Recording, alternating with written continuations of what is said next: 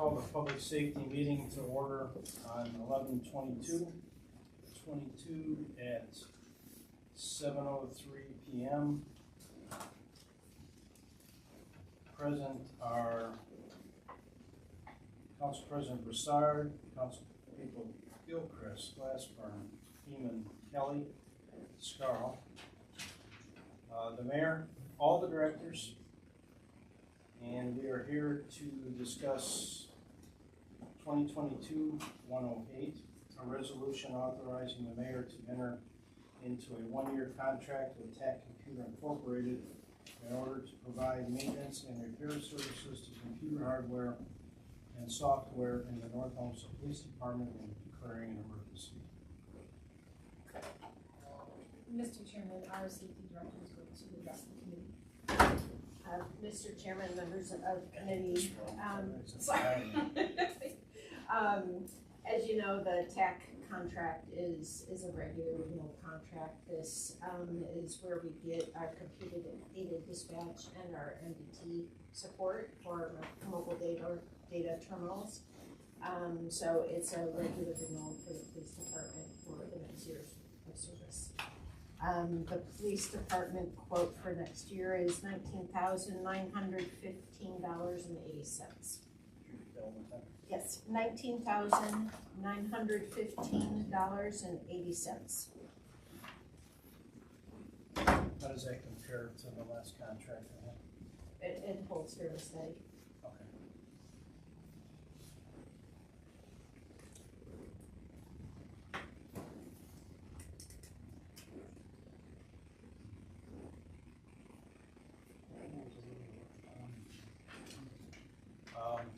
Any questions from committee? Just the question I think I've asked in the past, which is, my understanding is that this is, we don't have a lot of options in this field for these services, and just what's our long-term outlook at this point look like for these services if this provider is not able to do so? If I may. Or what our plan is long-term. Sure. The plan and the hope is to get to Motorola CAD. Right. And sync in with the rest of county dispatch. Yep. It's just a matter of when that will become available and when we can align with new radios and get everything over to Motorola. Okay. Let the record show that Councilwoman Williamson is here, and she's also the chairman of the committee. Are there any other questions from council?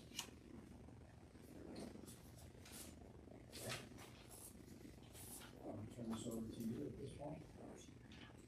All right, then I make a motion to put this forward to all of council and ask for a second. Second. All in favor, aye? Aye. Aye. Passes 3-0. Okay. So the next one's gonna be 109. Okay, the next item for the agenda is 2022-109, which is a resolution authorizing the mayor to enter into a one-year contract with TAC Computer in order to provide maintenance and repair services to computer hardware and software in the North Homestead Fire Department and declaring an emergency.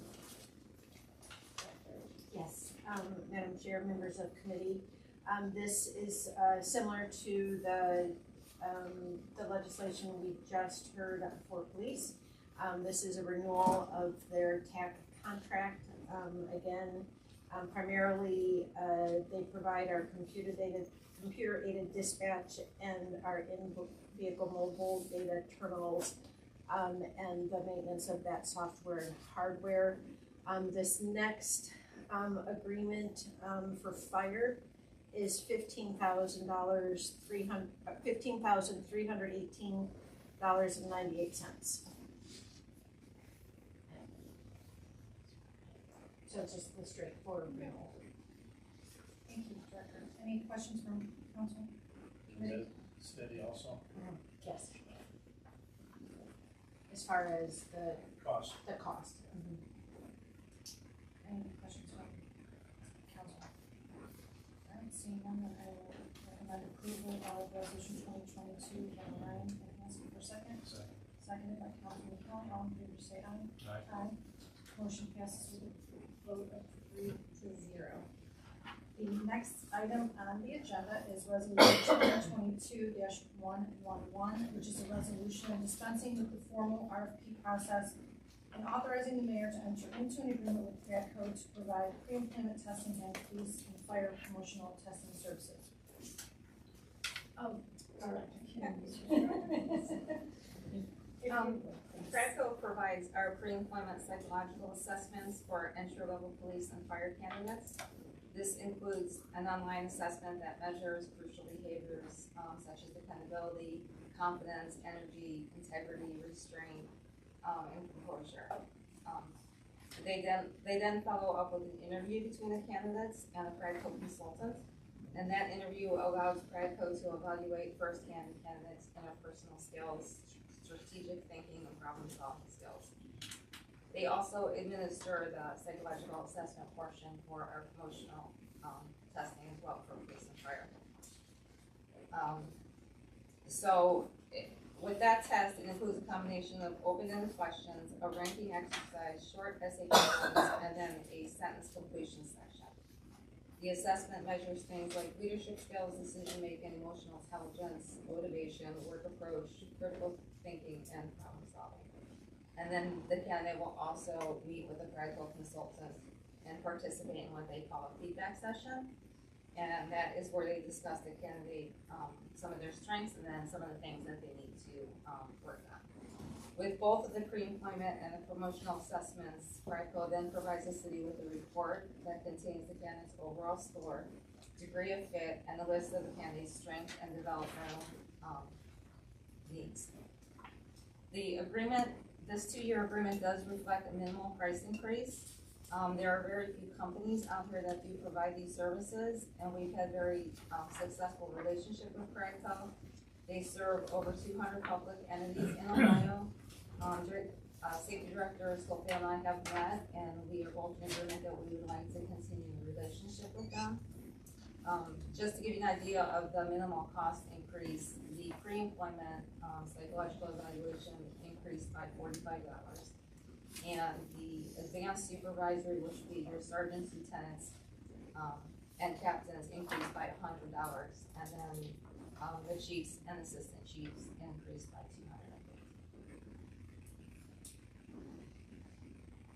Thank you, Director. And you said this is for a 2-year agreement? Yeah, it's a little bit under 2 years because right now they expire in February, so we'd be picking up in February and then we'll try and get on the calendar here. So it So goes it's- February of 23 to To 25. 25, yes. Do you know what the cost was that we paid to them last year? I know, I've only heard good things about Bradco, so. Yes, I'm not so- really concerned, but- So last year, where is mine?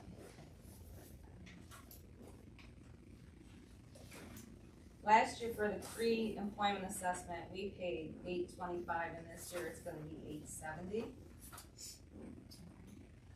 And last year we paid $2,100 for the advanced supervisory, and this year it's gonna be $22.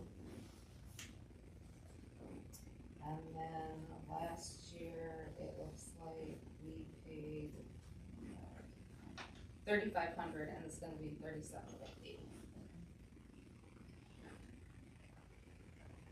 Any questions from the committee? Any questions from council?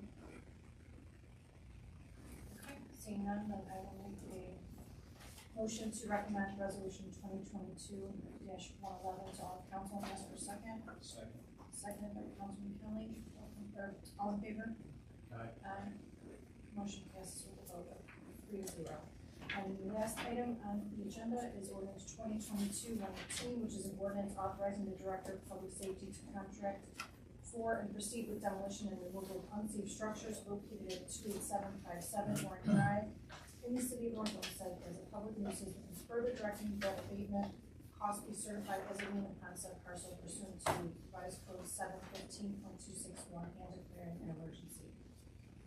Director. Yes, Madam Chair and members of committee, This is a condemnation order that has made its way through our Division of Building, with the commissioner determining that the property located at 28757 Oring Drive be condemned and demolished.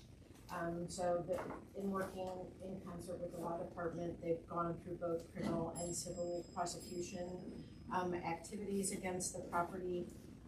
As it stands right now, the bank has indicated to Assistant Law Director O'Malley that they plan to contract with a company to demolish the house themselves, whereas it would not fall on the city to go ahead and do that. But for some reason, should that not happen, then I will work with Director Upton to find, he has a number of references for me for other companies that would do the work on behalf of the city.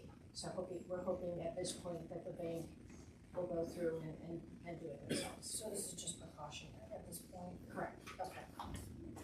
And then do we know when the bank may notify? They are, on the 15th of this month, they wrote to confirm and reiterate that they desire to perform the demolition on the property. So I'm hoping as soon as they can get that squared away, but I will continue to work with Assistant Law Director O'Malley on that to keep tabs on it and make sure they follow through. And do they have a lot of permits that they need to pull for there? All of that, I believe, has been taken care of, or they're in the process of getting them completed across the history of it. All right, thank you. Any questions from the council?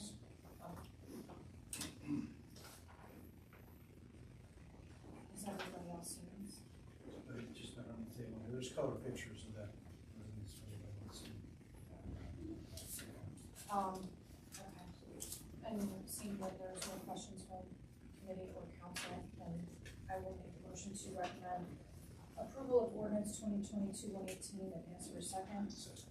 Seconded by Councilman Kelly. All in favor say aye. Aye. Motion passes with a vote of 3-0. And the committee meeting ends at 7:15 p.m. Thank you.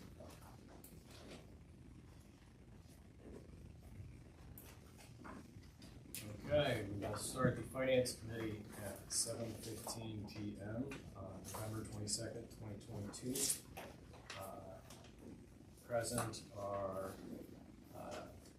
council, all of council, with the exception of Councilman Lippert, and all of our directors.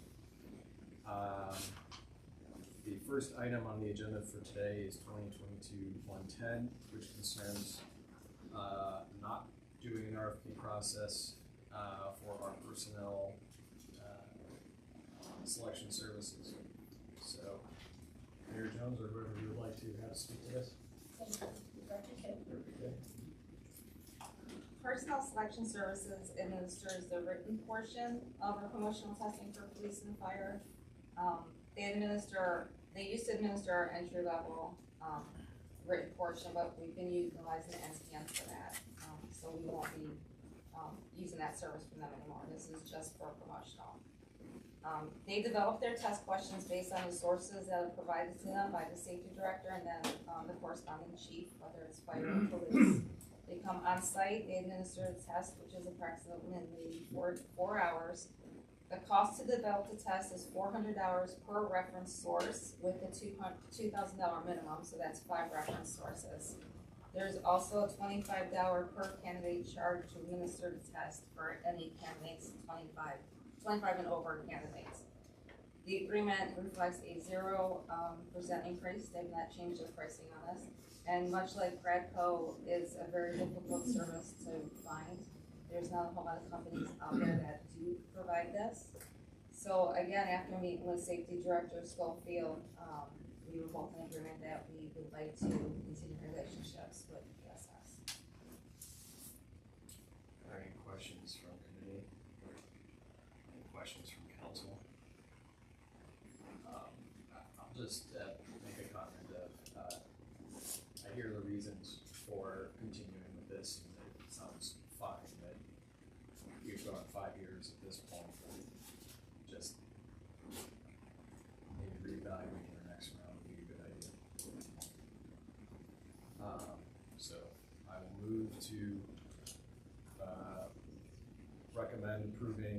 2022-110, ask for a second. Thank you. All those in favor, aye. That is favorably recommended, 2-0. Next is 114, which is an ordinance authorizing our Director Upton to request proposals for professional energy conservation services, in which it will expand our previous approval from 2,500 to 37,000 and change. Director Upton. Thank you, Mr. Chairman. So we have gone through the process that's outlined in the charter and has selected Leopardo Energy to conduct our guaranteed energy savings performance audit. We were presented with a draft contract agreement which delineates for all intents and purposes, a walk-away price. So if they come and do all of the engineering and we don't move forward with anything, that is the amount that we would have to pay, and that is what is reflected in that 37,200. However, our intention is to follow through with the energy audit and follow through with, at bare minimum, the HVAC system in the service garage. We believe and are reasonably confident that we'll be able to do over $3 million worth of renovations, upgrades, and repairs to existing city assets through this program. I'm fully intending on moving forward. However, on advice of Dr. Rowe, we needed to have the dollar amount in the ordinance amended to reflect should the administration not move forward with the 37,000. Director, could you remind us as to how this program will work in terms of funding those improvements, changes, et cetera, that will come from this process? Sure. So the program is self-funded, paid for. We go through. We do the RFQ. We procured our firm. They're going to do what is called an investment grade energy audit, where they will identify things that we can do to improve our building envelopes and our systems, and that will yield a savings. That savings is then guaranteed by the third-party contractor, and then leveraged to then pay for the repairs to city assets. And using Chapter 717.2 of the Liability Act. Thank you. My pleasure. Are there any questions? Any questions from us, council? Okay, then I would move to favorably recommend 2022-114 and ask for a second. Second. Seconded by Councilman Williamson. All those in favor? Aye. That is recommended 2-0. Next, we have 2022-115, which is amending our salary ordinance concerning the building commissioner and master plans examiner.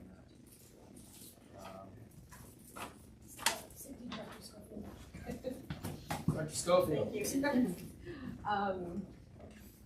Mr. Chair, members of committee, and rest of council, this is an opportunity to reinsert a salary ordinance for the building commissioner position. It had been removed at some point, same with master plans examiner. So we are asking for it to be put back into the salary ordinance, as we plan to bring that position back in-house, full-time versus contracting out for those services. So that is the request for this legislation, is just to replace it back into the ordinance. Are there any questions from the committee? Any questions from council? So our current timeline is, our current building commissioner is, in the contract that we have now, is through the end of this calendar year, is that correct? November 30. November 30, okay. And so we would be looking to start this December 1st. Well, we are, unfortunately, the current building commissioner declined an offer of an extension through a transition period. So his last day will be November 30th. Okay. We can carry on the vast majority of the work without a building commissioner right now. Inspectors can go out and continue to do their inspections and follow paperwork for that. The position's been posted, it's being heavily, kind of, in a very targeted manner, being recruited for. The master plans examiner, has been reposted as an RFQ. And we hope to get quick responses on that. We have, I believe, 90 days to get a building commissioner in place, either short-term interim or the full-time hire. So we can continue to function as we are.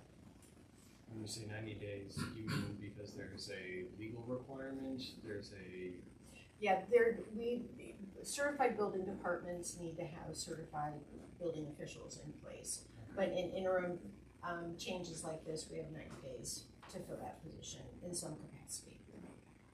And we're exploring all options, and I'm working with Director Upton to continue to market this position. And Mr. Chairman, if I could just add to the discussion as well. You might recall that this is currently before the Ohio legislature. This issue has been for over about 2 years now.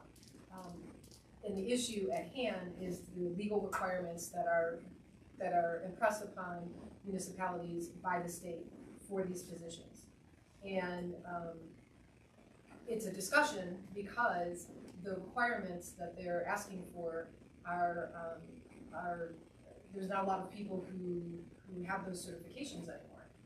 And so it's not just North Olmsted who is out there looking to fill positions such as this. It's all of our communities around us. And in fact, we just got another inquiry from a nearby suburb who's also in the same position and has been asking through the Mayors and Managers Association, like, what, how are you handling this? What are you doing? And I just wanted to let council know that we as a part of these organizations and who are lobbying the state of Ohio to try and come up with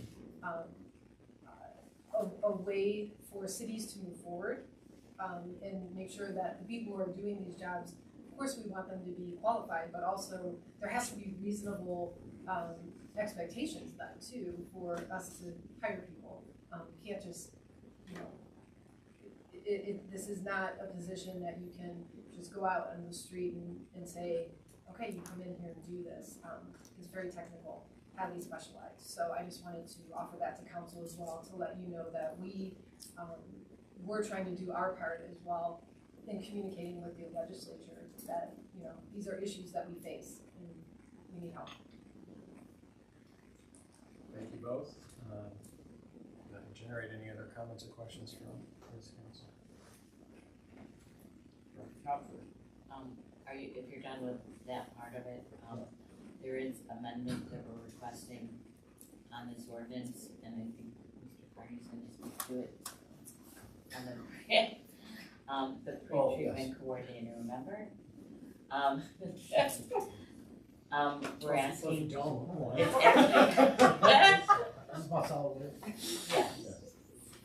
This we did a reorganizational. We did this organizational start 6 weeks ago.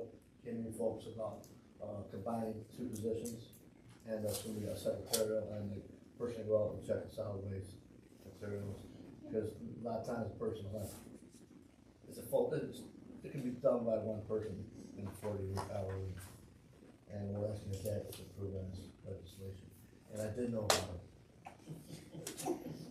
I thought it was nothing wrong with it. Okay, so what we're amending to put that position into the salary ordinance? Yes, and it's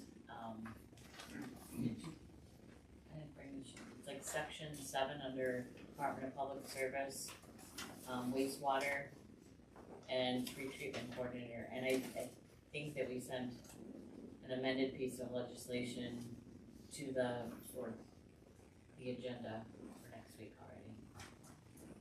Okay.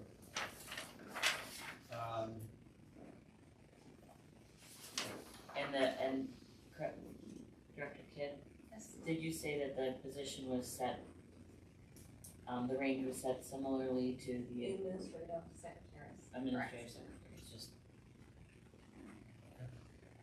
Mr. Chairman, just note that the title would be changed a little bit to reflect that we should have both of these amendments that would be included.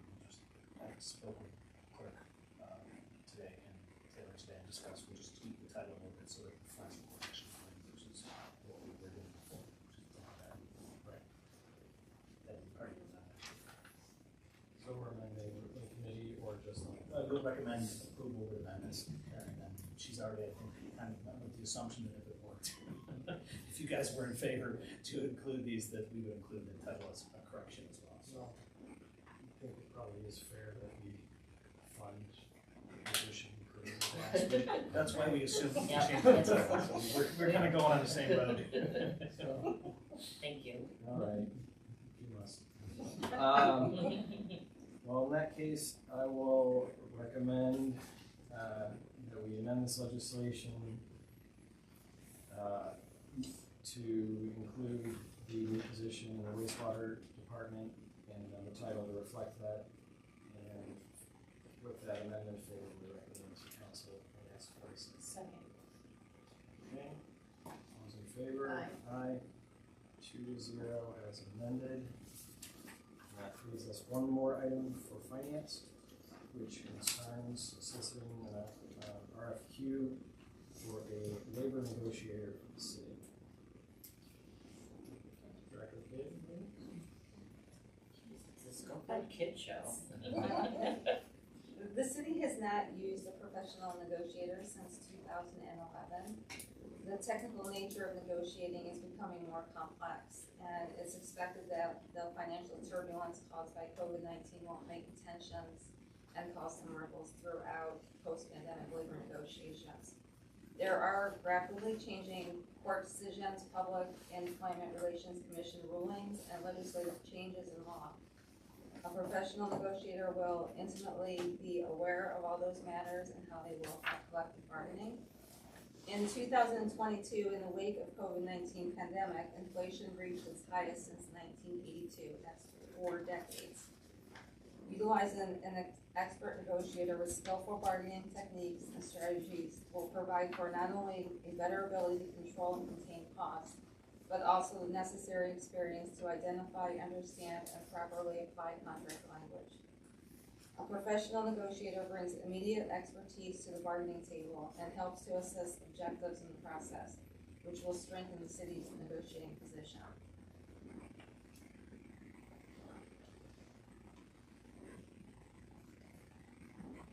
Director, are we in a position to discuss at all what this might cost, or is it inappropriate to talk about that at this time? I am, in my budget, putting $50,000 in for this. Are there questions from the committee? Are there questions from council? Mr. Scarlett and Mr. Hill? Thank you, Mr. Chairman. This negotiator will be for all contracts, police, fire, and everyone? Correct. It's up, is everyone up? Yes. Everyone's up. Yes. So how many bargaining units is there, 7. do you know? 7? And will he be the only one there, or will there be other parts of administration there? The Oh, there'll be city? other parts of the ministry, absolutely. Okay, but he'll be the lead guy, or lead woman, I should say, Yes. lead person. That's correct. Thank you. Mr. Hill? And this can't be handled in-house. I think it would be difficult, right now to handle it in-house, after the pandemic, and we've got a lot of contract language that needs to be cleaned up. We haven't had a professional really look at those since 2011.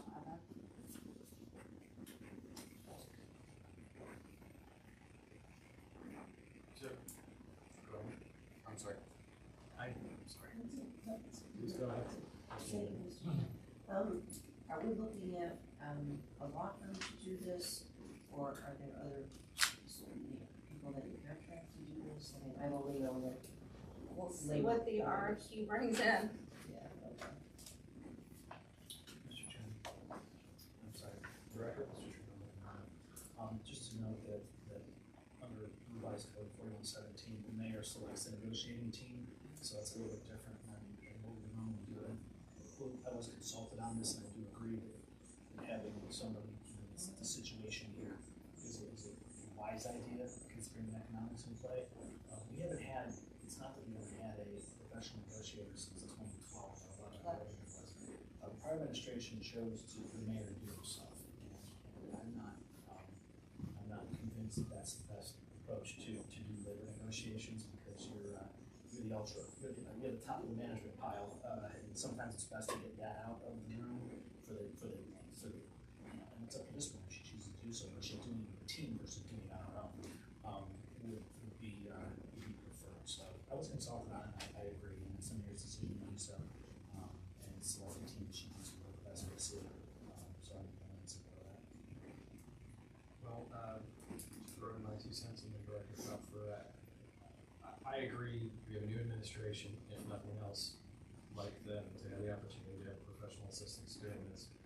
And we're all right, the circumstances of work has changed a lot, based on what has happened in the last 3 years, so. In the future, we may be able to do this again in your house, if we have the experience with that. I'm sorry, is he going to leave? Just that I agree, I really think that, one of the things I've changed really, and that since it's been such a long time, and I don't think that some of the most recent negotiations, there have been, complete contract review, it was just a bits and pieces. So I think that was okay to do it that way, but now I think that it's a heavier load. Mr. Chairman, I would agree with Councilman. There was a lot of heavy lifting was done in that 10 to 12, 14 to 10 years ago, where a lot of the significant issues were addressed even up to the last 2 negotiation sessions ago, and it's been kind of maintenance up till now. But there's a lot happening. There's a lot going on, which is going to be significant financial questions, which is what generated this approach. So, good point. Right. Director Hopper, did you vote? Although, first of all, I concur, I've been involved in labor negotiations over the years, and there are a lot of items that are gonna be coming forth. I've talked to a lot of other people who are going through negotiations now, and it's a complicated world right now. And also, to answer, Councilman Hemans, there are HR firms that, I think there's a company called Clemens Nelson who do negotiations as well. They're HR and they focus on employment issues, but they're not necessarily a law firm. They've been on these things as well. So, forgive my ignorance on this, since this is an RFQ and we're talking about amounts that might be higher than border control, will this likely come back to council or not come back to council, or will we expect if a vendor shows up? It would not come back to council, but council will appropriate the funding for it. So that's what council has to say. When you do these RFQs, it's not necessarily price driven, because the experience and qualifications may override the price. Getting the cheapest lawyer on the block may not always be the best idea, or accountant, or take your financial advisor. So it's going to be experience based, and negotiate the price to see if we can get the best price for the city. So the authorization will be included here, and to go ahead and enter that contract, we can't do that until the council has appropriated the funds. So in a roundabout way, it does come back to you during the appropriation process. Any further questions? So, Thank you, Mr. Chair. So, what is the likelihood that we could end up with different teams for different contracts, or we would select, well, I mean, based on what would come to us, right, as the proposals, would that be an option that, obviously we'd like to say, oh, these people are really good at this type of contract or these functions versus another vendor? But we're gonna look for just one vendor for all 7. We could use one vendor for all 7. There's commonality between the contracts, and there's there is pattern bargaining. Once you get through one, you can kind of use that as a pattern to go through the next It's not like one's gonna get a 3% raise and one gets a 1% raise, and the common issues that come through, whether it could be the old longevity issues or vacation issues, or take your pick, pay issues, pay types and things like that, kind of runs through the entire contract cycle. So we would expect changes, I would anticipate one individual. Mr. Sproul? Thank you, Mr. Chairman. Quick question with the 7 groups. How is it decided who goes first? Is there something in place that always says?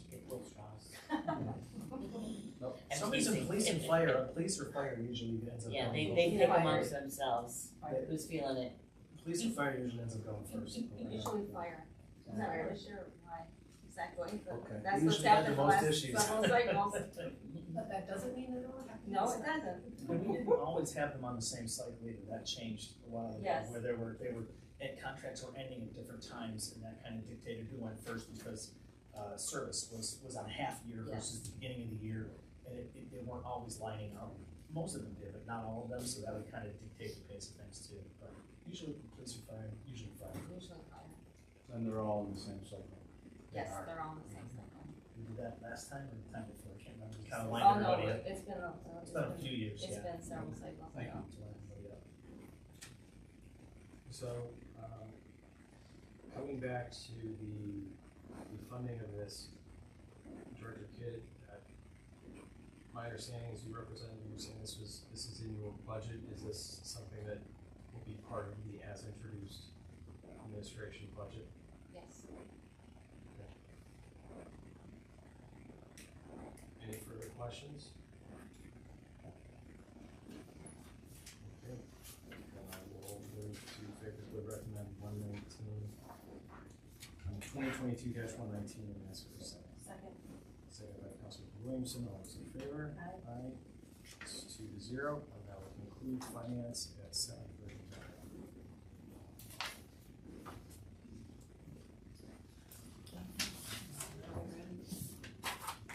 I will call to order the Recreation, Public Parks and Building meeting at 7:40 p.m. Present are all council with the exception of Mr. Lumber, committee members, Heeman and Scrum. We have the mayor, the law director, finance director, HR director, economic director, safety director, service director, recreation director, Ms. Dresky, our recreation commissioner. I'm gonna take a reverse order on this, relative to the agenda. So we'll be starting with 2022-120. And that is a, resolution authorizing the mayor to enter into an agreement with NP Masonry and Anthony Barber Contracting to perform construction services at the recreation center and declaring an emergency. Director Pinchuk, would you like to? Sure. take that? Thank you, Madam Chair, and members of the committee and City Council. So we solicited 3 quotes to construct an opening in the north wall of the field house or the back of the recreation center.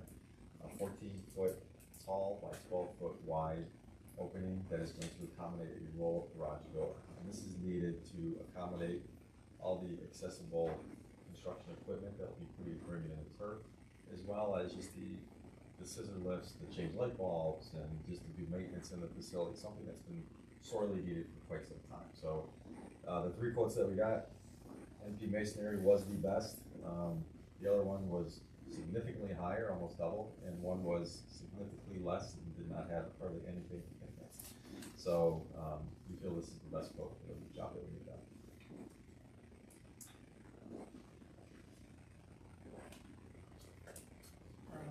Director,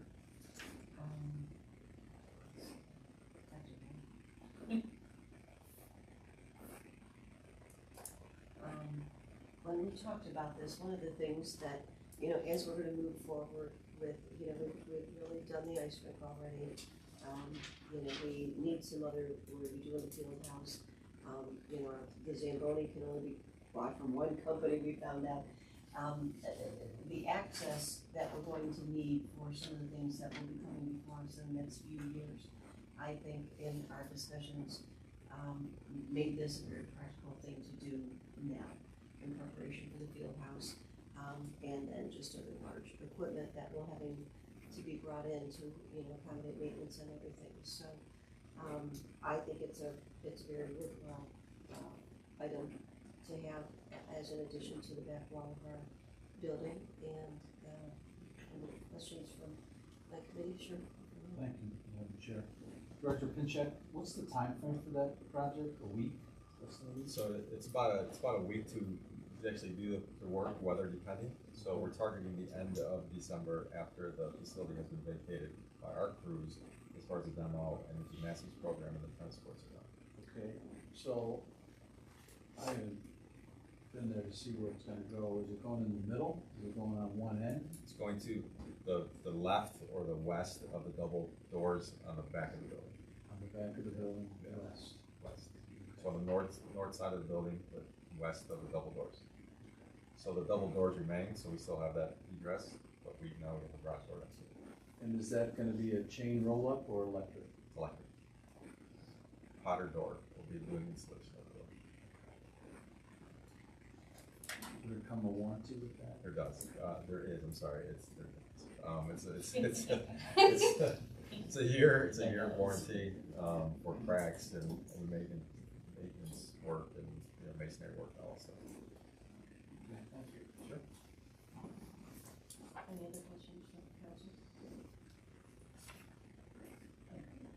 I'd like to make a motion to recommend 2022-120 to all council and ask for a second. Second. All in favor? Aye.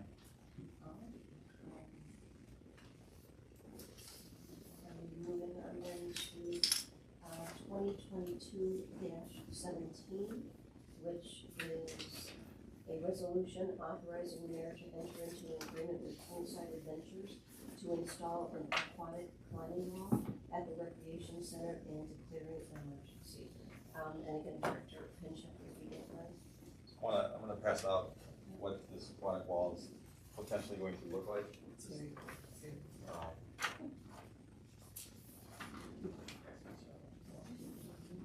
Just for the thrill of it, and the youngest.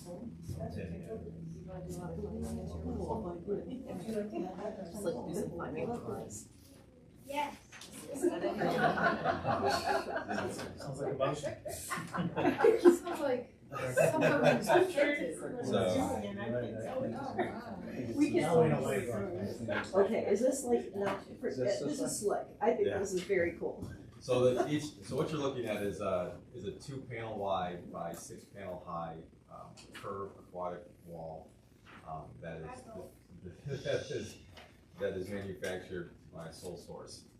What this wall for us will look like, it'll be 1 panel wide, so take off one side of that, still 6 panels high, so 15 feet above the water, curved, so when you're climbing the wall, you will fall back into the water. I have personal knowledge of this wall. I purchased this at the city of Avon Lake for the outdoor aquatic center. Huge hit. The city of Westlake has this outside in their Clay Park, in their outdoor aquatic facility. It generates a lot of interest, a lot of traffic. We need something that's exciting in our indoor pool, and this is the first step towards that. Once we finalize plans and move forward with redeveloping our aquatic center as a whole, this wall can be taken down and moved into that new piece as we go. So this isn't something that's a one-shot, one-time purchase and it's destroyed when we demo the aquatic center in years ahead. This is something that we can take and move into that new facility when we get to it. Do you want to absorb the picture for a minute before you ask questions? It's very cool. I didn't even have to say anything. Mr. Scarroll. Thank you, Madam Chair. What's it made of? What's Acrylic. Acrylic. So it's See-through or It no?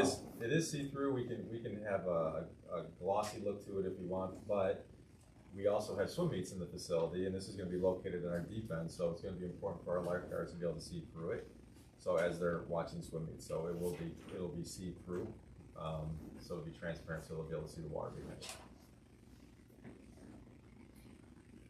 How easy is it to take it down and move it? It's an anchor-based system. It attaches to your gutter system. It's pre-designed. We send the specs, which we already have, to the manufacturer. They send us back with the what the system is going to look like. They give us step-by-step instructions. Our public service department, Avon Lake, installed this in about 4 hours. So I would anticipate our guys being able to do it a little bit quicker because of that. It's our service department. All right, do I have any more questions? No, I'm good. Any questions from, we're gonna go with, first Mr. Broussard, Ms. Lucas, and then, Ms. Williamson, and then, sorry, Ms. No, it's all right. Thank you, Madam Chair. I really like the idea, Tim. Just a question, with the addition of something like this, what does that do to our insurance? Yeah, this question was brought up. It's Michael, I can defer to you, but you probably haven't even looked into this yet. But the former finance director in Avon Lake looked into this, and it did not impact it one way or the other. Great, thank you. Thank you, Madam Chair. You're gonna put it at the deep end of the pool where the kids kick off Yes. before the swim meets? Yes. Like, where will it be? Will it, like, have to take away any of our lanes? It will not. So it'll be to, what is that, Betsy? Is that the north, southwest, right? Or northwest, either one, right? Either side. So that you have your 12-foot depth on that side. Mm-hmm. So there, again, you can't operate this. If it's right next to the diving board, you cannot operate it when the diving board's going on at the same time. So you have to plan ahead and you have to schedule times for the wall or the diving board. During swim meets, obviously, you can't have rock wall being in play. Right. But it's just going to be a scheduling. So you won't have to, like, take any of those kickoffs out or anything? Okay. No, it's on the side. It's not on the ends where the. Oh, okay. All right. Sure. So why are we not getting the 2-panel wall? It's a little bit more pricey. How much more significant? Double. We could add one later. You can do it if you want, and I'll just ask to give you money. I'm like, go big or go home. But the beauty of these, you can add on to these. So Okay. I don't know if we're allowed to go higher, but you can go wider. So you can go 2-panel, 3-panel, 4-panel. So I mean, you can. There's facilities out there that actually have climbing races. You know, like in their facilities, they'll start at the bottom. There's a timer, so you can do it and develop the top, all those things. So we want to introduce it. We want to start off slow, little baby steps. You know, whet the appetite for things that could come down the road. Yeah, but I see a lot of kids fight about who's gonna go first now. That's a good problem. Yes, it is. It's a very good problem. That means we have a lot of people in our pool. Thank you. Despite being the I believe youngest member of council, this personally terrifies me because I'm afraid of heights. But it does get to, this is intended for a younger audience, a more mobile audience to enjoy. Do we have other things on the horizon for folks who are less mobile or older? Why are you looking at me? Right behind you. You know, I agree to disagree with you because I've seen people of all ages use this in action, from, believe it or not, from grandparents to adults to kids trying to one-up their children and stuff like that. As far as as far as the disabled, we are working on programs to go in there and do something more exciting for them as well. So this was the first piece of the pie, I'll say. But yes, to your point, we definitely need to do something more. Luca, try it out. Mr. Broussard, try it out. It's all upper body, but it's just all, you know, just, Chris, you were probably too young when the Democrat Club had the rock climbing wall as their feature at homecomings. My son got stuck on top. And was like, I can't get down. Mr. Scarlett. Thank you, Madam Chair. Director Pinchek, is there a weight limit on this? it's like 3. So Why are you looking at so Pecco? it's I'm not looking at that. there is, but I believe it's very high, so Very high. I will let you know. 300 or more? Yeah. Yeah, it is. I'm almost positive. Yeah. I'm almost positive. Any more questions? Comments? Going once, going twice. Okay, I'd like to make a motion to recommend 2022-117 to all council and ask for a second. Second. All in favor?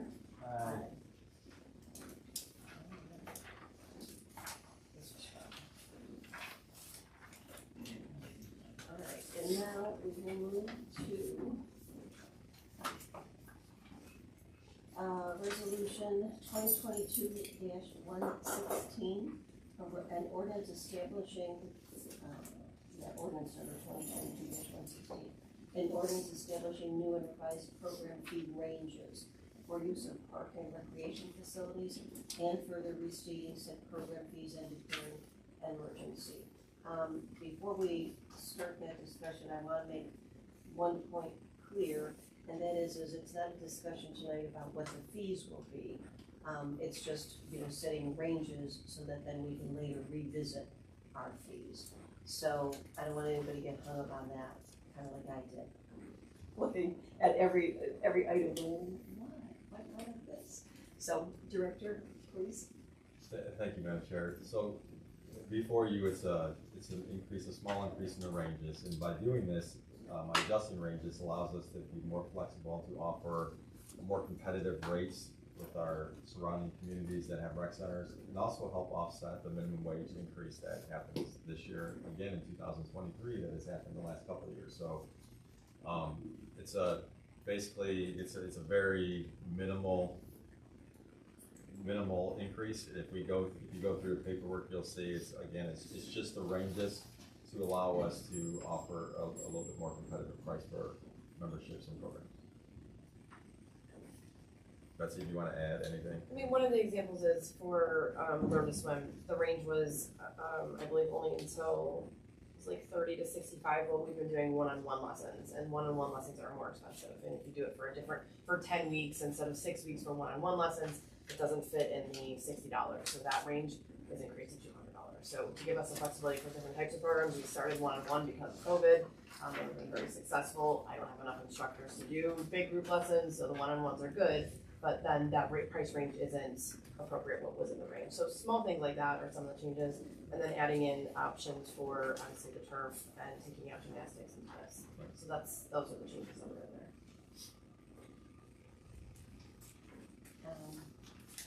One of the things that I will say about these, when I went over them in detail with the director to prepare for the meeting, there was a discussion of when you're adding a little bit higher on the back end of the range, that there might be other categories to be created within a range, right? So it wouldn't just be two things, resident and non-resident. We could perhaps be looking at multiple ways to structure fees for different programs even. So I think it gives us more flexibility to do that, and we're not committed to having to take something up to that maximum in a range necessarily. Yep. Director? Madam Chair, if I may, to your point, we are looking at adding some categories to our membership base and reconfiguring our programming fees. So currently, we have resident, non-resident, and people who work in the city of North Homestead. So for membership types, we're going to introduce a resident, somebody who works in North Homestead, bordering neighbor, which is very popular. So anybody that's cities that border or touch our borders physically. This is something that the city of Westlake and the city of Berea do currently, as well as offer a non-resident rate. And so the resident obviously gets the best rate. And then it goes into the work in North Homestead, then your bordering neighbor, and then your non-resident. And then as far as the program goes, we're going to have a member rate, a resident rate, and a non-resident rate. That's it. So the best rate you could possibly have is a member. So we want you to join. We want you to join the rec center. We want you to be a member so that you can take advantage. Even if you're a non-resident, you have that member rate as a programmer. You can now have a member rate for programming. So it really does make a lot of sense, and it gets us online with a lot of our competitors in our different cities are doing. So, you know, we wanna steal kids from different cities and families to partake in our programs, you know, it makes our programs better. You know, but at the same time, we wanna be fair to our members and our residents and offer them the best rates that we can. Very often I noticed in the previous structure, that, you know, you had a resident paying property taxes and then have a membership, and a non-resident paying, you know, $100 a month. Well, where's the property tax portion? I mean, it was really unfair to our own residents who were, sometimes you're not able to even jump into the programs, or maybe the time slots weren't good for them, and that is really who we serve first, I think, our residents and our children. So, I would like to make, if anyone else has any more questions or comments, Mr. Cullen? All right, I'll set myself up for this one. Still gonna have the silver sticker program. Absolutely. Silver Sneaker, Renew Active, all of it, so everybody with those insurance are gonna be able to get in. For sure. They're gonna have a silver sneaker, rock climbing thing. Yeah, yeah. You'd be surprised, you know? Ms. Williamson? Thank you. Director, you said there's going to be, the member rate and then the resident rate and then the non-residents. The program. Right, so how much of a significant price difference? I'm gonna jump in I'm not because that's asking where we don't know yet. No, but I'm asking, is there a range for that? Not yet. This is the first piece. Okay. So that's why I said, like, don't get all hung up on that, because my mind started reeling as well. I understand you want the answers to that, but there's none of that set out yet. The first piece is to let's qualify the minimum and the maximum, and then see where all the other items fit in, and that I'm sure will come to us at some point for. So there's not a minimum maximum? Well, the ranges are. That's what this is. The ranges currently exist already, so we're just increasing them slightly into the documents you have. There's only a few that are actually increasing. Summer camp's another one, you know, it went up like $100 or $200 or whatever, so it accommodates all those Right, different it's numbers. okay. Yeah. But all that will come, you know, we have to set the, kind of the first piece, Mr. Glassman. Thank you, Madam Chair. So what is the when and how of the next steps of this process? So we're currently putting together, Betsy and her team are reviewing and analyzing the program piece. We're looking at how that transpires from member, resident, non-resident, as far as the programs go. For the membership wise, it's really, I mean, it's a $5 increase. That's all it is. Like throughout the whole scheme of things, as far as the current rates go. Like if you're an individual, it's $5 more. If you're a couple, it's $10 more. If you're a family of 4, it's $20 more. It's $5 per person. And then it's going to be a percentage on top of that for the person who works in the city, North Homestead. A little bit higher percentage for the person that's a non-resident. I'm sorry, for the person that's bordering the neighbors, and then the most expensive one will be a non-resident. So, you know, to give you an example, when I was at the city of Fairview Park and we built the Gemini Center, we opened the Gemini Center in 2007. The rate for a family of 4 was $275. Period. That's it. You know, that's dirt cheap for a family for a year. But to Madam Chair's point, they're already paying property taxes, and we wanted to give back so that we could still allow them an affordable rate. And the non-resident rate at that time was almost double. It was not like that here. So we need to adjust those rates to be fair to our residents, be fair for the people that work in the city, to support those people that neighbor us that want to be here, but at the same time allow non-residents to come if they want to pay. Yeah, and the people that work here, we have their employment tax Right. benefits. So, Right. so I think this, you know, this will be a much broader, but it's certainly, this is the first piece. So, Mr. Glassman. Yes, so let me re-ask my question. Sure. What I'm trying to understand is when will we know, or when will council be part of a process, or will we be part of a process as to when these various rates will be set? I don't think, to my knowledge, and I could be completely wrong in this, but I don't believe council sets the price of the membership per category. They set the ranges. So that's what we're asking for tonight. So once we have those prices, I would definitely share them with the city council, for sure. I will make sure that they're shared. Yeah, and our goal is And I'll to, make sure that we have input as well, because I think it's important to us. And this, you know, this is just the first piece. And of course, even some of the programs that we have the ability to change. So, and you're asking when, and I don't know that. to answer your question, Councilman, the beginning of the next, correct me if I'm wrong, Betsy, but our everybody's getting grandfathered in now if they sign up for a program that's ongoing now that takes you into the new year. Right. So when we get to that new session that starts in February, that's when those rates will take effect for programs, for memberships and such. So, but anybody that's in the program right now, we're not gonna penalize them and, say, hey, you know, an additional extra. I can answer that a little. So right now we have a resident rate and non-resident rate for learning skating. Next week or early, December 4th, 5th, we will start registering for winter 1 session. So those classes start in January.